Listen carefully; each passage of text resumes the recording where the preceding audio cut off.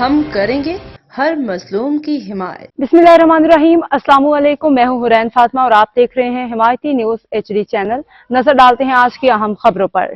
Sanghar bureau chief वकार भट्टी Pakistan peoples party के साबिक MP और सूबाई टिकट होल्डर नवीद डेरू की भट्टी हाउस आमद, जहां प्रेस क्लब सांगड़ के साबिक सदर मोहम्मद इशफाक भट्टी ने नवीद डेरू का पुरतपाक तरीके से इस्तकबाल किया। सिंध की सकाफत अजरक पहनाई। इस मौका पर साबिक MBA नवीद डेरू को मेन हाउसिंग सोसाइटी रोड की जल्द तामीर के लिए दरख्वास्त की गई कि अरसा 5 साल से ये रोड टूट फूट का शिकार हो चुका है।